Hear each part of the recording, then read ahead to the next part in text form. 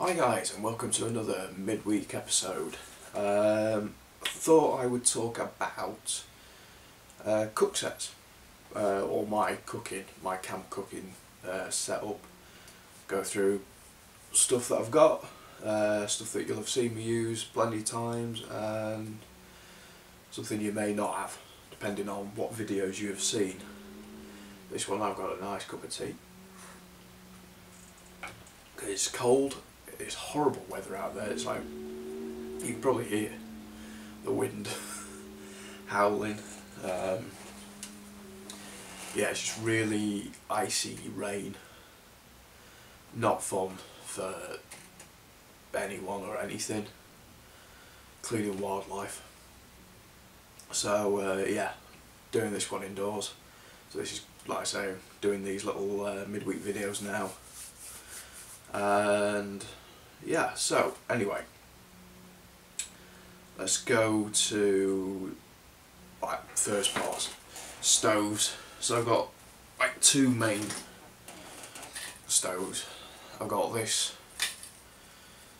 which I bought a few years ago now, and it's a bush stove. They're pretty popular. This is just one of the really cheap ones. From China. I don't know what I was doing in there. But, it comes in a few parts. You have your main pan there. Wow, I just noticed the bottom is actually cracked. You get like this little ash pan here, and there's a crack there and a crack going across that. Yeah, that's going to be with it getting hot and then expanding contraction, yeah, can't get my words out today. But I believe I paid about 12 quid for this. It's done me really well. I've got no complaints about this whatsoever. So that's basically how you set that up. You put your pan or billy can or skillet on top.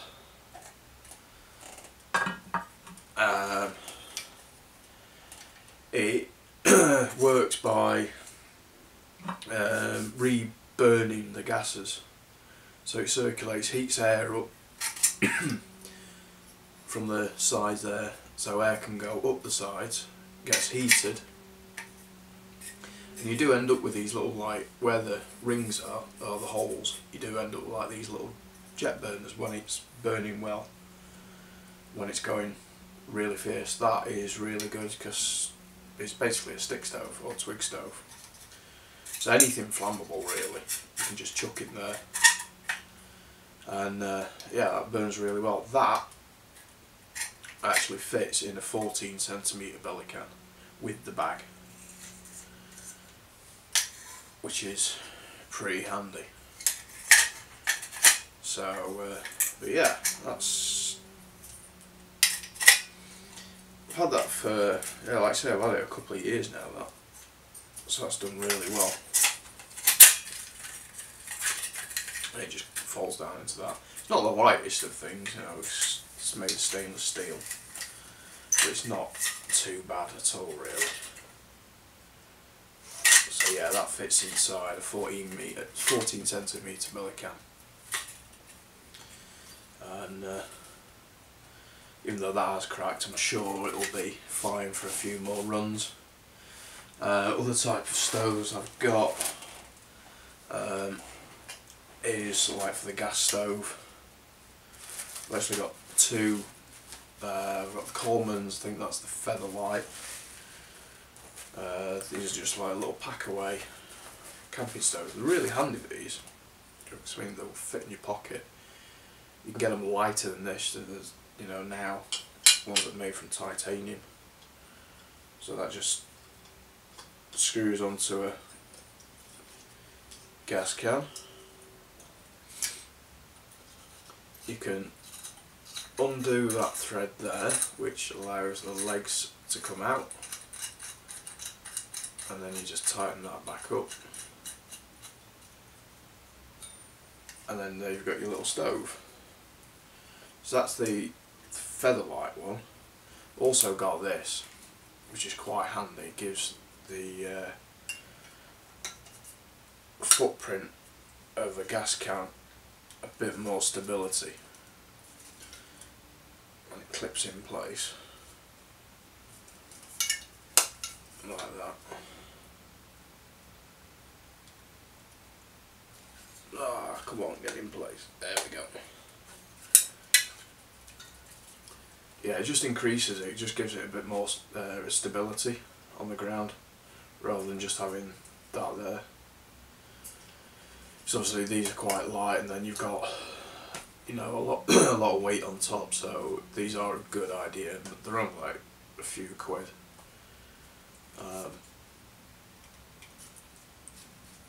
And they really clamp on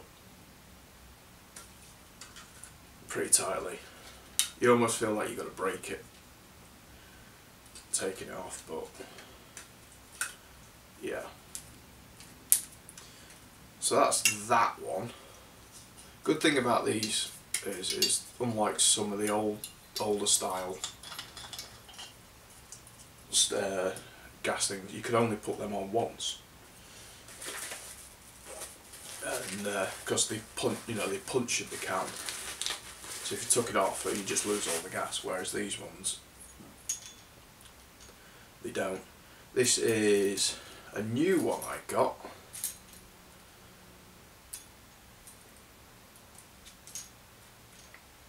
When I was up in Scotland recently, because I'd forgotten to pack that,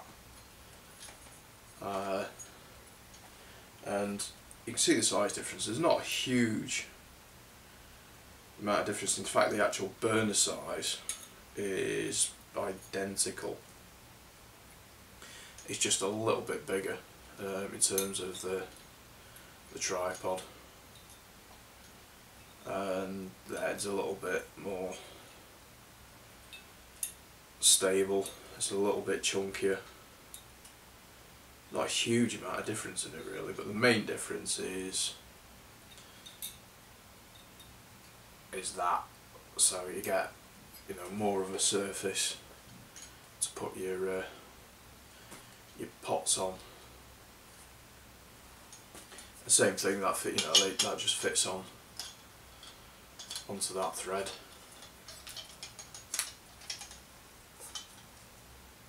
Like that.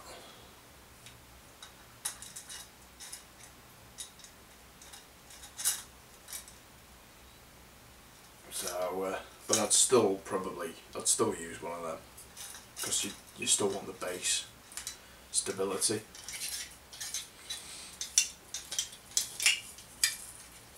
I remember the rating, the actual wattage, and it was 3,200 watts for this one.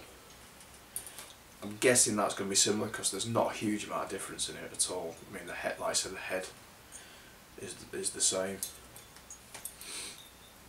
These and in winter you can get, Coleman do like a really cold weather one of them. Allows you, it's got a mixture of protein and butane in it, so it doesn't freeze, basically. So that's those, and stoves. So that, yeah, they're really handy, you know. But I suppose when you think about it in terms of bulk, that versus, you know, like that versus that, there's not a huge amount of difference in weight. Best thing about that is you don't need fuel source. Like, you know, that will not work without one of these, whereas that will, anything you can burn, basically.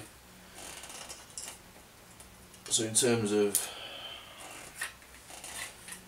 usability, that one's probably better. So they're the stoves that I've got.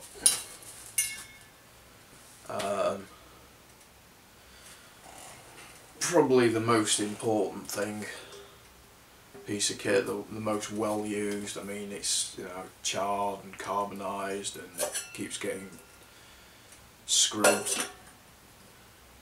Is a good stainless steel billy can, like I said. This is a 14cm one, zebra billy can.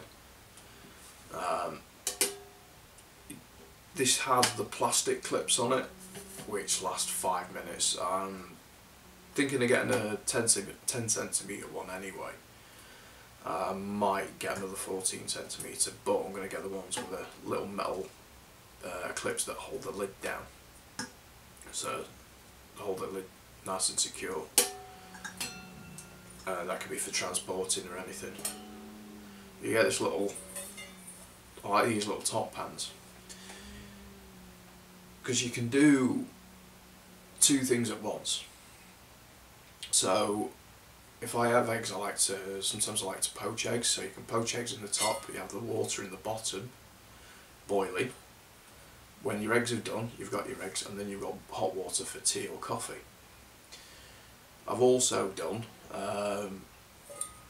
I've been cooking rice in the bottom of this and then heating up like a, what was the last thing I did? It was like a chili con carne. So I was gently heating the chili con carne up in the top while I was boiling, cooking the rice in the bottom. So yeah, it's really handy that. I've even cooked bannock in this.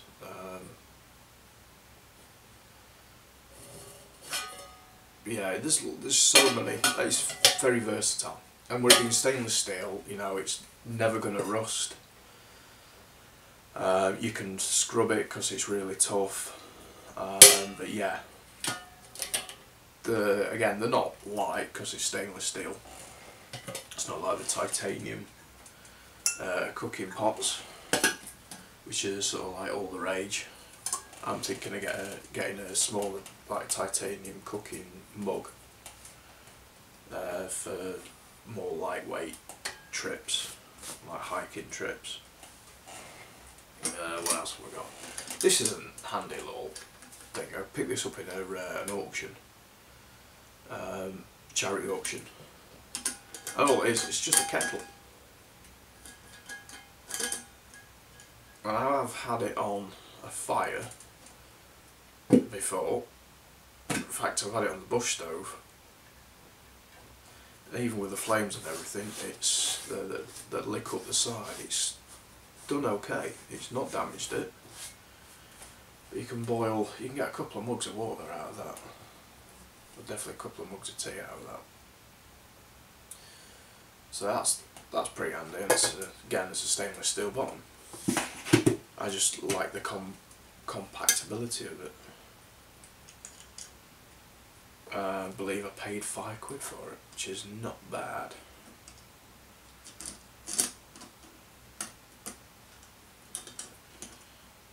So I've used that a couple of times. That'll probably get used more over the winter. What else have we got? Yeah, we've seen this. So I've got the small cast iron skillet. That was perfect for eggs.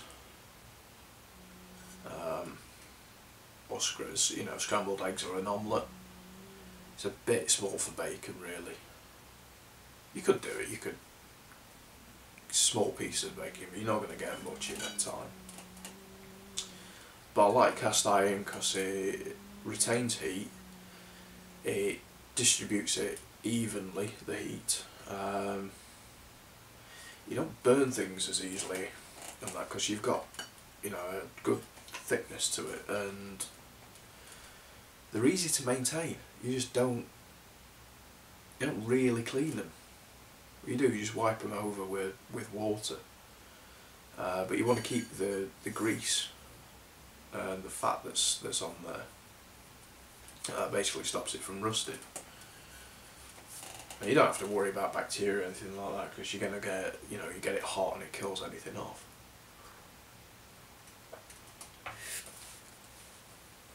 So speaking of cast iron, I've got this, and I picked this up pretty reasonable price. I was in the bushcraft store in Bakewell, and I had to pop in, and they've got these Dutch ovens. These are Ronnie Sunshines. They're not necessarily the best ones, but for 35 quid makes a 4 litre.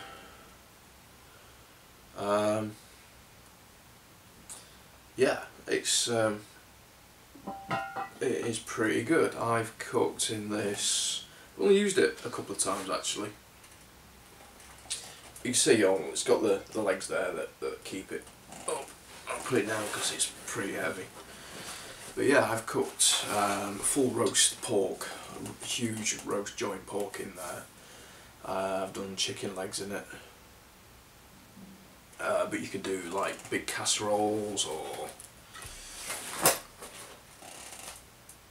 you could do, you could cook a chicken, do a whole roast chicken in there. Right, I'll quickly get on because this video is getting longer than I intended.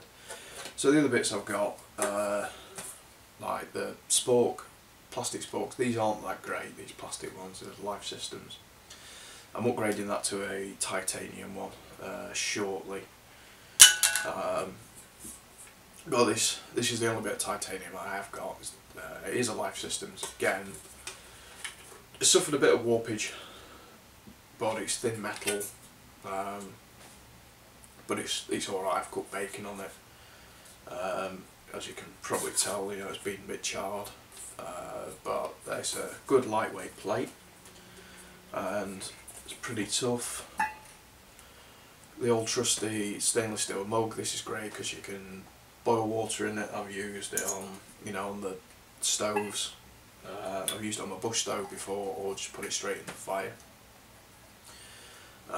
That's a bit more of a heavyweight one. That's really good.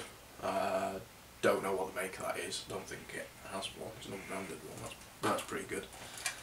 I do have this French military aluminium canteen. It's okay, but with it being aluminium, conducts heat really easily, so you have to let your drinks or anything cool down in that, because you'll burn your lips. I'm going to upgrade that, I think, to a Mark II MOD Crusader. I think that's about it really.